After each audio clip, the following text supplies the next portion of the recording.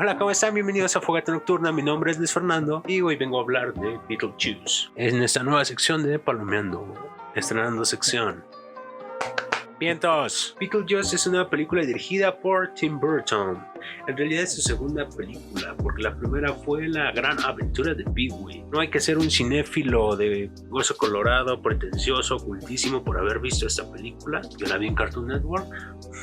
Pero Beetlejuice es una película entre fantasía, comedia, terror, ciencia ficción. Y lo importante es que es su segunda película de Tim Burton, por lo que creo que plantean en esta película más libertad de querer plasmar todas las ideas que trae en la cabeza del señor con cara de desvelado. Es una película protagonizada por Alec Baldwin, Jenna Davis, Jeffrey Jones, Catherine O'Hara, Winona Ryder y la actuación especial de Michael Keaton. ¿Conoces este elenco? En caso de que no la conozcas, ilustro, ven, vámonos rápido. Alec Baldwin yo lo conocí por El Gato del Sombrero. A Jenna Davis yo la conocí por Stuart Little, ella es la mamá de Stuart. A Jeffrey Jones, la neta no lo conozco. Dicen que sale en una película llamada Todo un Día, a lo mejor tú la has visto. También sale en Amadeus y en la película de El Jinete Sin Cabeza y en Howard the Duck. ¿Quién nos falta? ¿Quién nos falta? Howard Davis. Venga, Catherine O'Hara. Dicen que sale en Joe Canoche, pero la neta yo la conocí por ser la mamá de Calvin en Pobre Angelito. Winona Ryder es la novia del Manos de Tijera, es la mamá de Will Byers en Stranger Things. Y la actuación especial de Michael Keaton. A Michael Keaton yo lo conocí por Birdman y por interpretar a Batman cuando pelea contra el Guasón, interpretado por Jack Nicholson. Michael Keaton se arriba haciendo el papel de Beetlejuice, que a pesar de solo salir como 20 minutos de los 80 y tantos de tiempo que dura la película, en mi opinión es de lo mejor en la película, de las cosas mejores en la película. Vale, la película tiene un argumento distinto para la época y un planteamiento distinto de todas las películas de terror. Pues en esta película se ve el punto de vista de los fantasmas. Quizá no son tan terroríficos como uno pensaría, ¿sabes? Es lo bonito de Tim Burton, que voltea la perspectiva, te hace ver que lo extraño o lo raro no necesariamente es malo o feo, sino a veces es mejor que lo que es lo común o lo bonito o lo aprobatorio. Tim Burton se expresa como se le hinchan sus sagrados blanquillos en esta película, hace una ambientación, logra hacer una ambientación muy chida de ultratumba, pero atractiva visualmente.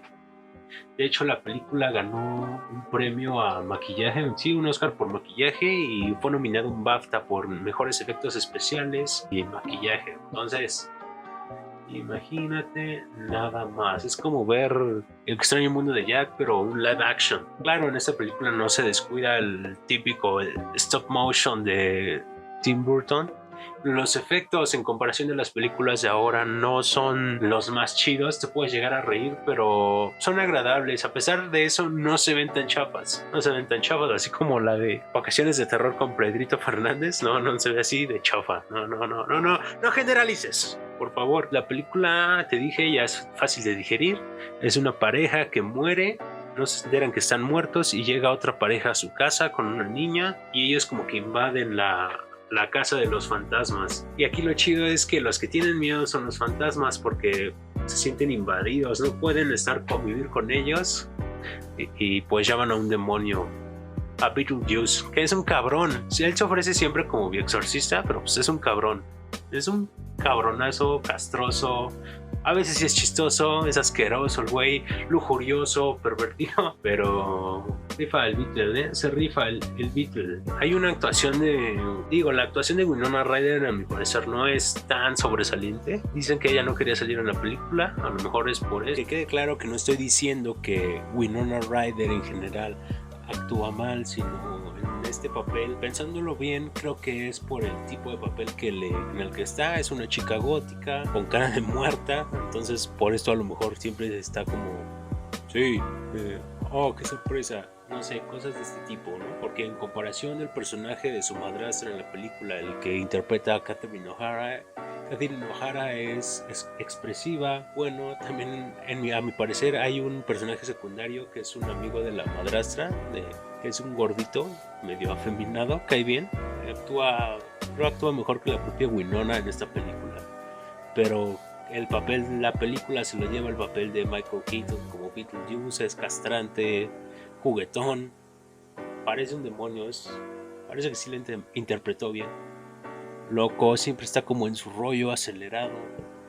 Creo que Beetlejuice, para hacer una película que se hizo con 15 millones que dio la Warner Bros. Para hacerlo, y que logró recaudar unos 72, 75 millones de dólares, debería ser considerada como un referente de las 80s, así como tipo Volver al Futuro. Y en esta película Tim Burton también vuelve a sacar maquetas, creo que también saca maquetas en Caroline, no sé qué verga significan las maquetas para él. También quiero decir que la apariencia de Beetlejuice, las gesticulaciones y demás me parecen que influenciaron mucho al Joker de Heath Ledger, el Caballero de la Noche, parecen mucho. No sé si esto sea verdad, si saben algo ahí dejen un comentario o háganmelo saber.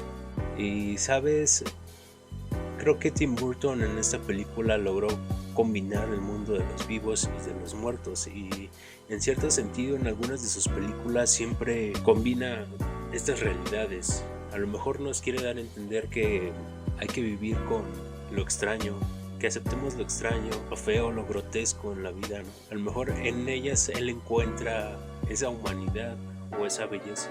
No sé, es una conclusión muy rápida. Tendría que ver toda la filmografía del director, pero este ha sido mi podcast de Beetlejuice, palomeando.